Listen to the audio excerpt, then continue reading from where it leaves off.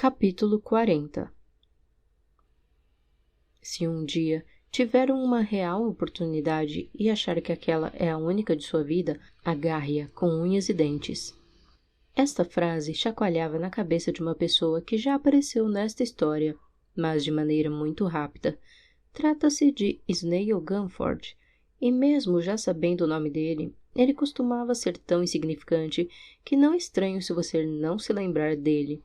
Snail era aquele jovem pirata, o mais novo de todo o grupo, do galeão de Jamil Coração de Crocodilo, que como novato sofria nas mãos dos piratas mais antigos e fazia os serviços mais humilhantes, o que incluía limpar o convés, provar a comida de Jamil na frente do próprio pirata e servir de alvo para os jogos de arremessos de facas nas horas livres dos marujos. Era noite. A maioria dos integrantes daquele navio estava dormindo para que estivesse disposta no dia seguinte, que seria com certeza muito agitado a partir do momento em que chegassem ao porto de Andraine. Mas Snail não dormia. Sempre que tinha oportunidade, subia no grande mastro para observar do ponto mais alto a extensão do mar. Sentia-se bem nas alturas, porque se sentia livre. A história de Snail era bem simples. Nascera filho de jogador e vivia, desde que se entendia por gente, no meio de pessoas como aquelas, consideradas a escória do mundo. Conhecendo e observando a corte, porém, do seu ponto de vista, a nobreza não teria muitos motivos para bancar a dona da moral, como frequentemente fazia. Mas isso era um ponto de vista, e uma de suas máximas era exatamente: não importa o meu ponto de vista. Essa é uma frase submissa, é verdade, mas era exatamente uma vida de submissão a que Snail Gunford sofria. A mãe morreu, ou ao menos disseram isso a ele, e ele não acreditava nem desdenhava. Simplesmente preferia acreditar que o melhor sempre era escutar somente a metade do que ouvia. Mas voltando ao pai, o Sr. Galford era um senhor negro que viveu a maior parte de sua história como jogador. E imprudência, em minha opinião, é uma pessoa se dedicar a algo do tipo como profissão. Digo isso porque, se já é arriscado para os melhores do ramo, pior ainda para aqueles de talentos medíocres, como o Sr. Galford. Não demorou que o pegassem e descobrissem suas tramóias, truques e trapaças. Ao menos, antes de morrer, porém, seja lá nas mãos de quem, algumas lições foram passadas ao filho. Snail aprendeu como se tornar um sobrevivente das ruas. A ele foi ensinado como andar, com quem falar, como arrumar alimento ou local para passar uma noite ou dinheiro rápido. Soube como seguir pessoas, como se esconder nas sombras, parecer insignificante e quase invisível no meio de multidões. E pelo que já comentamos sobre ele, aprendeu bem, principalmente a parte de se tornar insignificante.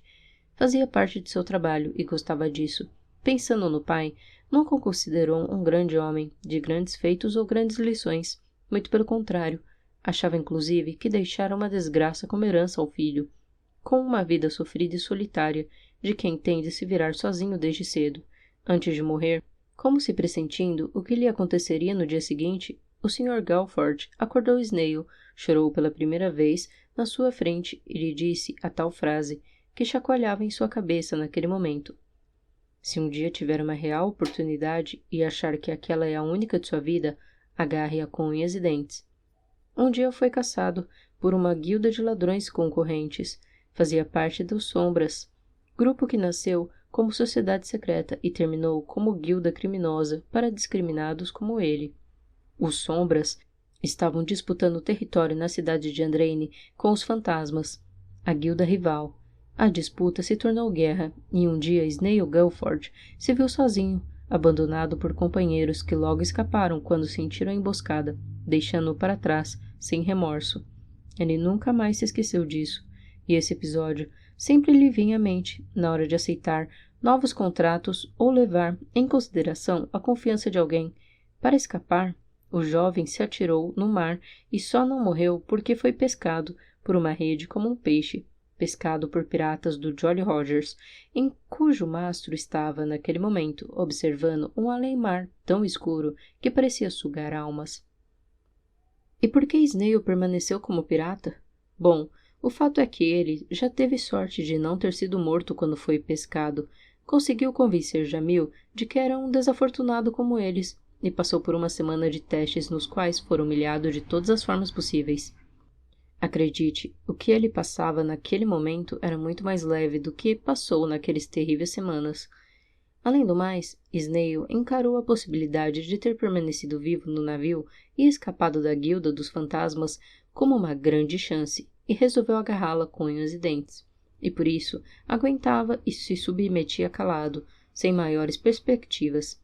De fato, era realmente bom em ser submisso. Mas, lá de cima, no alto do mastro, e observando aquele além-mar negro, ele se questionava. Estava voltando a Andraine, e isso poderia ser a pior coisa de sua vida. Contudo, não haveria como voltar atrás. Ninguém perguntaria a sua opinião, e seu ponto de vista não importava. Realmente, ele simplesmente deveria obedecer como sempre. Era seu fardo, seu frio destino. E a questão é, se Snail era uma pessoa assim tão insignificante a ponto de ele próprio admitir esse fato, por que diabos quase interrompemos um encontro único como o de uma pré-adolescente de 12 anos com seu salvador 4 anos depois para contar um pouco de sua história? Bom, porque talvez você o considere, sim, insignificante, e mesmo eu, neste momento, poderia ter essa opinião, se assim desejasse também, mas não esta história. Para ela, ele é tão importante que quase nos fez interromper a narrativa de um grande encontro para contar um pouco de sua saga. Mas discreto como é, Snail Galford não gostaria que perdêssemos mais tempo do que já perdemos com sua figura. Então, que nos esquecemos dele por um tempo.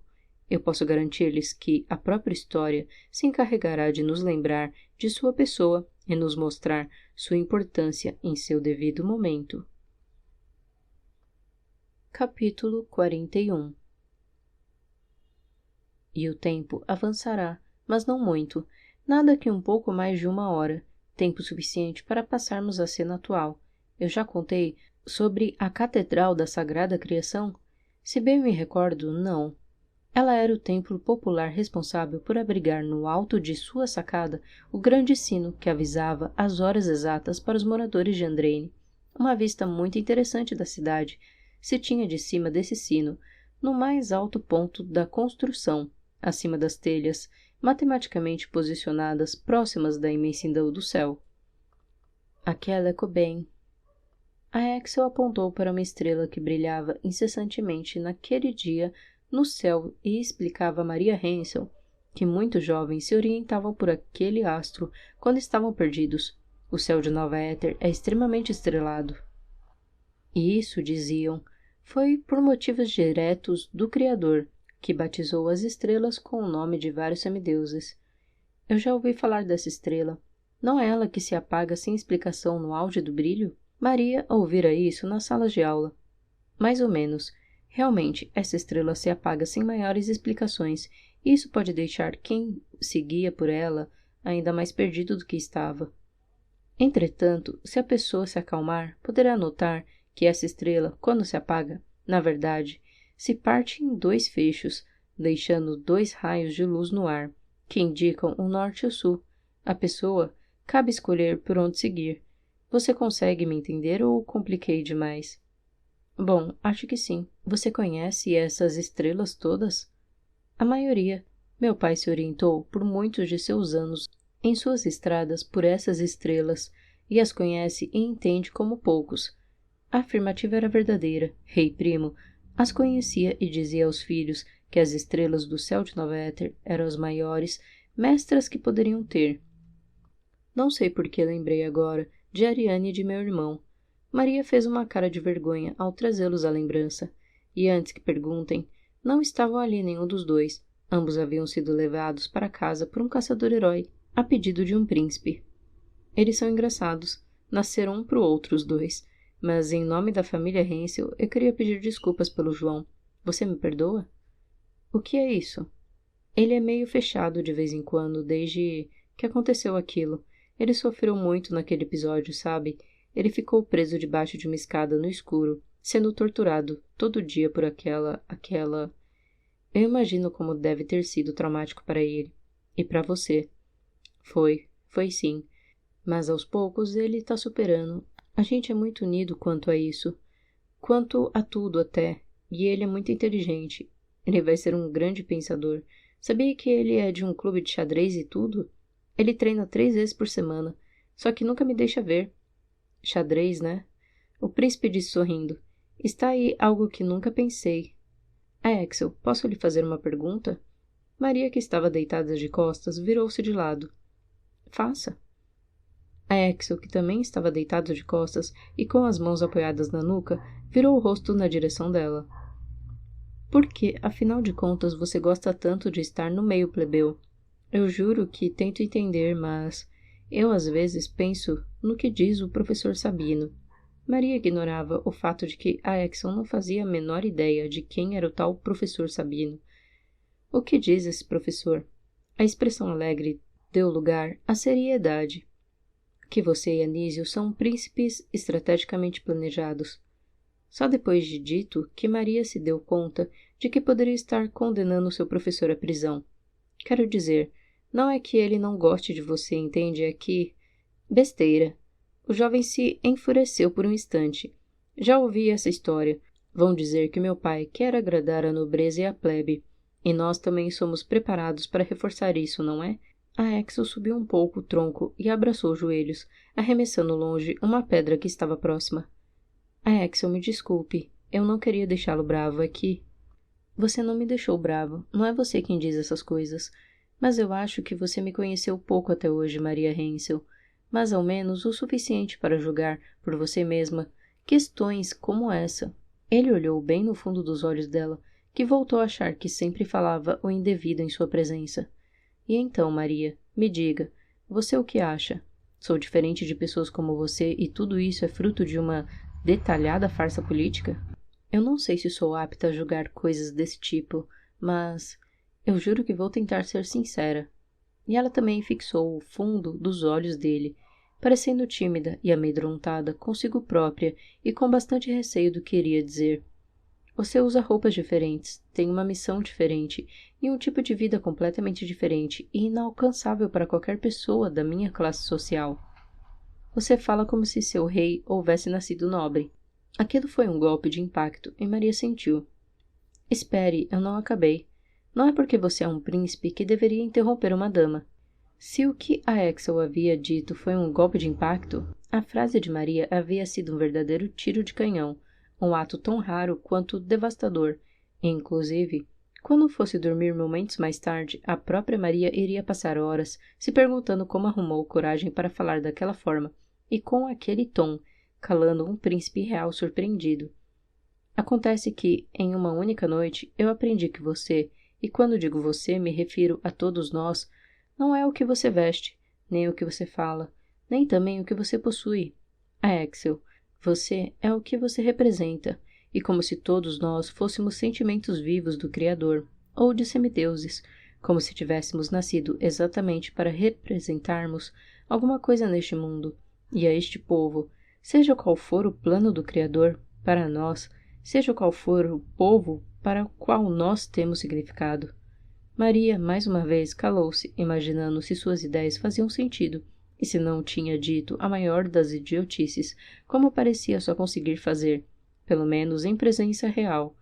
E também, por todo esse receio, ela não tenha reparado mais detalhadamente a profundidade do que havia dito e a intensidade com que aumentara as surpresas de um príncipe legítimo. E se por um intenso momento a plebeia surpreendeu o príncipe, chegou então a vez de a situação se inverter, pois foi uma adolescente quem viu o jovem mais cobiçado de todo aquele extenso território se aproximar dela, e sua reação foi muito parecida com as consequências de uma paralisação catatônica. Estava nervosa, nem mesmo já havia dado o primeiro beijo na vida. Será que agora você entende por que não estou na casa de uma nobre tomando chá? E por que aprendo mais entre a plebe do que em qualquer outro lugar? Pois é em momentos como este, e diante de olhares como esses, Maria Hensel, que eu acredito que existe um Criador olhando por todos nós, e ele se aproximou ainda mais da plebeia de vida humilde. E mais alto do que Maria Hensel jamais poderia ver, o rastro de uma estrela cadente escarlate voou por suas cabeças, abençoando aquele momento.